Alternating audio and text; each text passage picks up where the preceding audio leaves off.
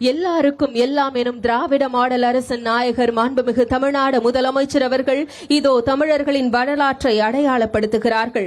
மாண்புமிகு தமிழ்நாடு முதலமைச்சர் அவர்களுக்கு மாண்புமிகு தொல்லியல் துறை அமைச்சர் அவர்கள் புத்தகம் வழங்கி சிறப்பிக்கிறார்கள்.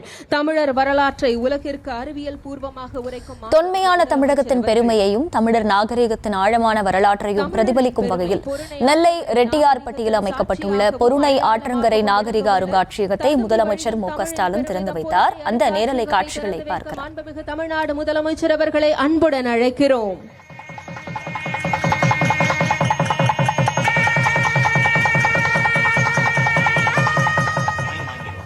எழுத்தறிவு பெற்று எழுச்சியுடன் திகழ்ந்த தமிழ் மண்ணின் வரலாறு,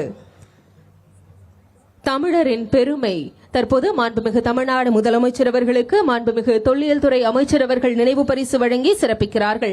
பொருணை நதிக்கரை ஆதிச்சநல்லூர் அகழாய்வில் தான் முதலாக நெற்கதிர் கொண்ட குறியீடு கிடைக்கப்பெற்றது. அதுவே நினைவு பரிசாக மாண்புமிகு முதலமைச்சர் அவர்களுக்கு வழங்கி சிறப்பிக்கப்படுகிறது. சிந்துவெளி விட்ட இடமும் சங்க இலக்கியம் தொட்ட இடமும் அதன் சான்றாக அமைந்துள்ள குறியீடுகள் பொருணை நதிக்கரையில் ஏராளமாக கிடைக்கப்பெற்றன. பாலை நிலத்திலும் பசுமையாய் பரப்பும் மரம், மருத்துவ குணமும் மன்னர் மரியாதையும் பெற்ற வன்னி மரம், சங்க இலக்கியங்களில் மன்னர்களின் வீரம் பேசும் மரம், போர்க்கள வேள்விகளின் சாட்சியாக நின்ற மரம்.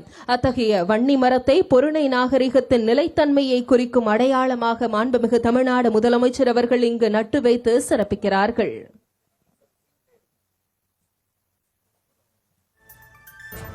திராவிட மாடல் ஆட்சி வரலாற்றையும் வளர்ச்சியையும் ஒரே நேரத்தில் விதைக்கும் ஆட்சி என்பதற்கு சாட்சியாக இங்கு வன்னி மரம் மாண்புமிகு தமிழ்நாடு முதலமைச்சர் அவர்களால் இங்கு நட்டு வைக்கப்படுகிறது.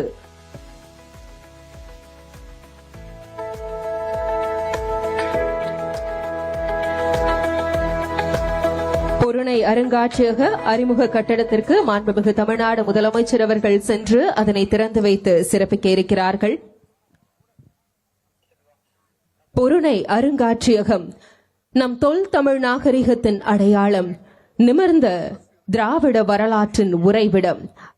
அது தொன்மையின் தொடர்ச்சி, தொன்மைக்கும் தொழில்நுட்பத்திற்கும் இடையே அறிவியல் பாலம். இதோ நெஞ்சுயர்த்தி நிற்கிறது நெல்லை ரெட்டியார்பட்டியில் அமைக்கப்பட்டுள்ள பொருணை ஆற்றங்கரை நாகரிக அருங்காட்சியகத்தை முதல்வர் மு க ஸ்டாலின் திறந்து வைத்தார். கூடுதல் விவரங்களை செய்தியாளர் பாரி கார்த்திக் வழங்க கேட்கலாம்.